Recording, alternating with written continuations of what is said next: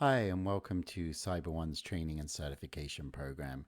If you're here for certification purposes, there is no training exercise at the end of this segment. This video is for informational purposes only. And if you're here for training and support, but you're interested in learning more about how to become certified as a CyberOne expert, then reach out to your account manager or just shoot us an email at support@cb1security.com and we'll get you set up.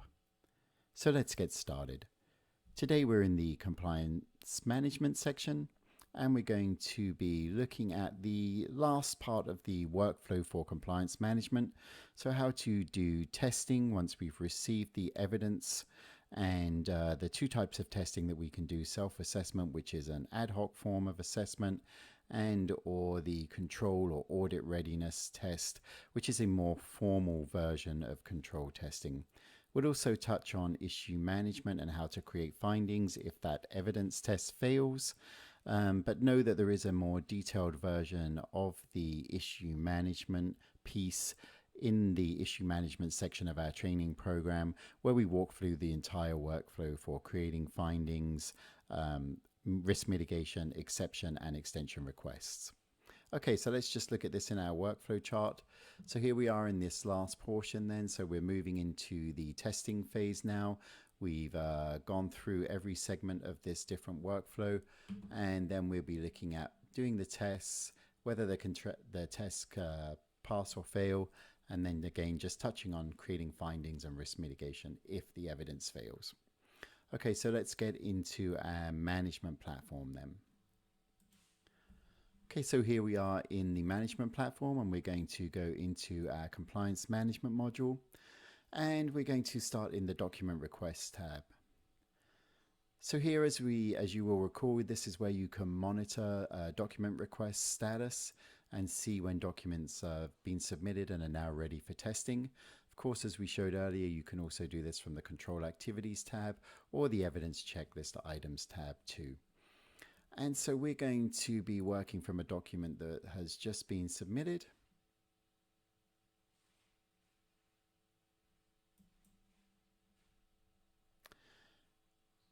And as we go into this document request, then we're going to first we'll open that document request.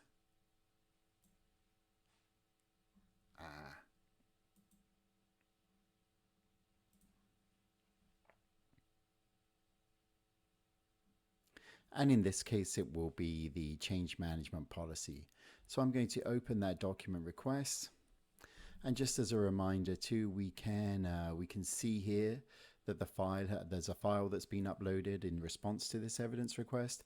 So we can download that file and take a look at it and just do a first pass, or we can do this as part of a more formal testing protocol. So to do that, what we're going to do to get into the testing protocol is first we're going to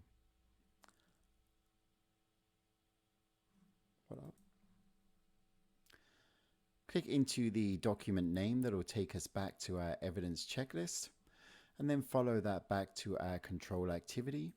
Again, we don't need to do it this way. I'm just showing you one workflow backwards. We can go directly to the control activities tab and open the appropriate control activity, where of course we will also see that the document request has been submitted and we are ready for testing. And then what we're going to do now then is we're going to kick off the first type of test that we'd like to do on our evidence, and that's a self-assessment test. So we're going to use our links here and just go to new self-assessment test. And as was mentioned before, a self-assessment test is not a test that requires any kind of approval. This is just for the compliance manager to eyeball the evidence themselves and make sure that everything is correct. So this is our change management policy. We can say list ourselves as a tester for audit trail. We can put the type of test that we're looking for, and then the test result.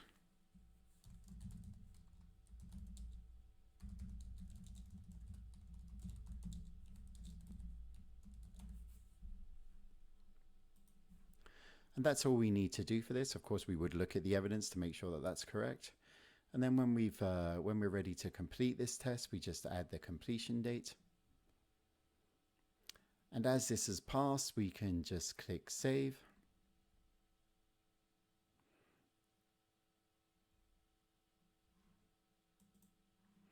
And now we have this logged as the first segment of our testing. So if we just go to that self-assessment test tab, then now you can see all of the self-assessment tests that you've done. Again, we can sort them by different views here, so you can only see the ones that you've done as Charlie the tester, and so on and so forth. So that's our first pass at testing the evidence. So then let's go back to our control activity.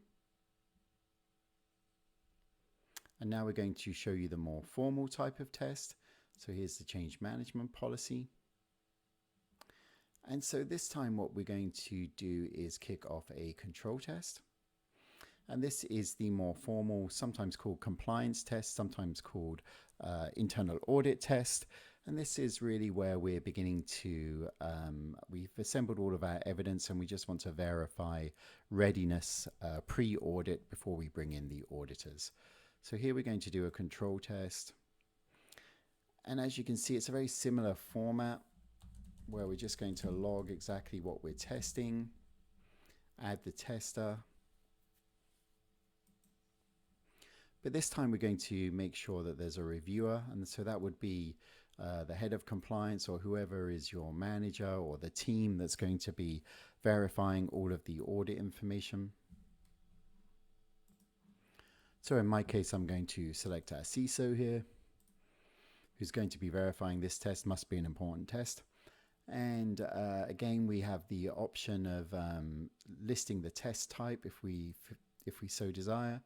And then again, we want to pass or fail this. And we can again just document why.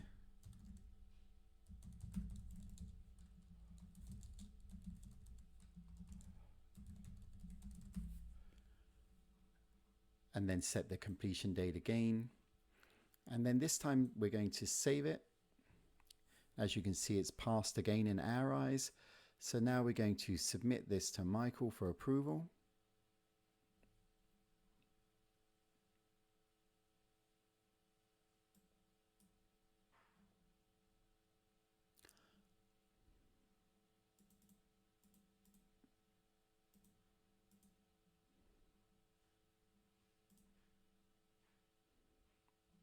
So now we're going to submit this to Michael for approval.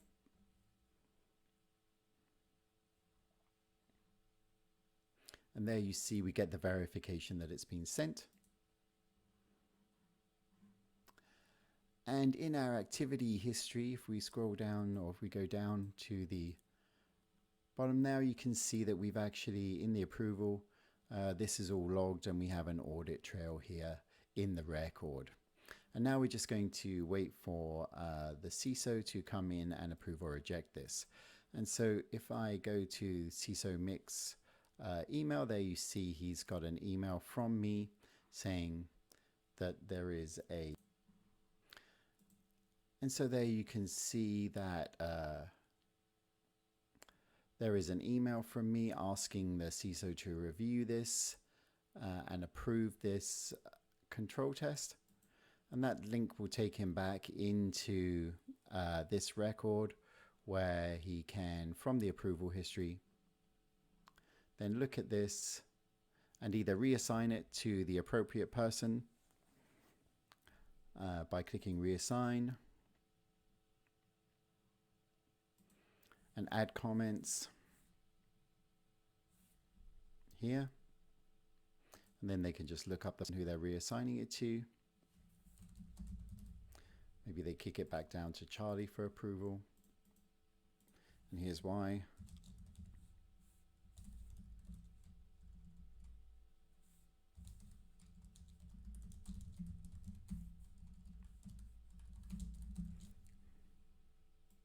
And now Charlie will get that reassignment. And then same thing, Charlie will get an email and he can come in and approve or reject this. And let's say this time it's actually rejected.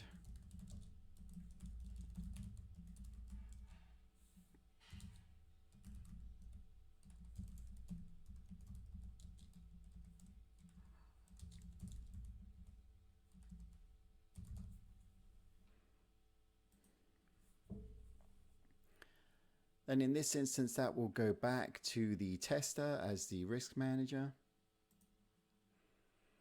And here we can see the status in the platform has been rejected. And also the risk manager, in this case, Charlie, also gets an email saying that the test has been rejected. And so because this test has been rejected,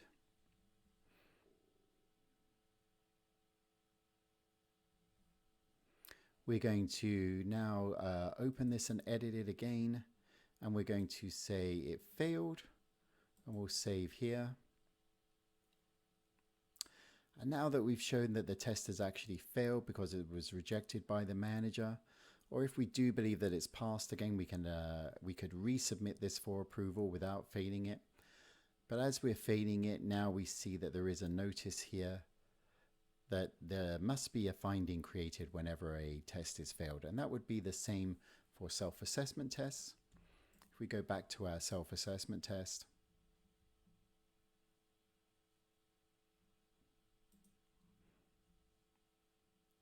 and we edit this and this time change it to fail or remediation.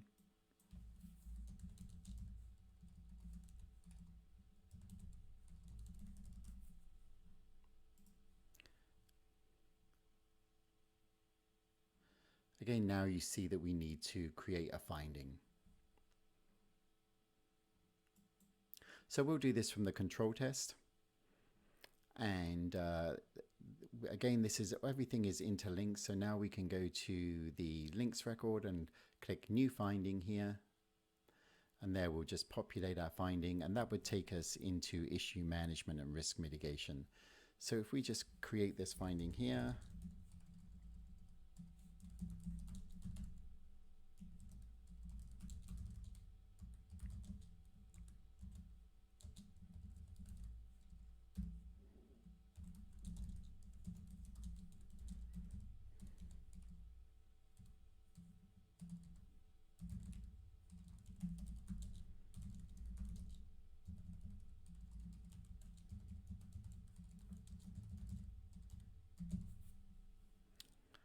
again, we can add the information we need to in the finding. We're just going to touch on this today, and remember that in our issue management training segment, we have a much more detailed version of this. And we'll select the primary contact, and that was Timmy, who this evidence came from. And then we can save this. Oh, we must add the risk category as well, of course.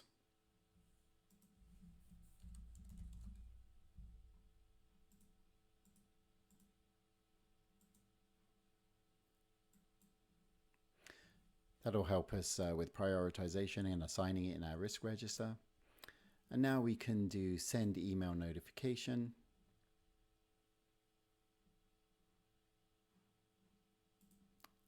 And we'll see that Timmy now has an email saying that they have a finding.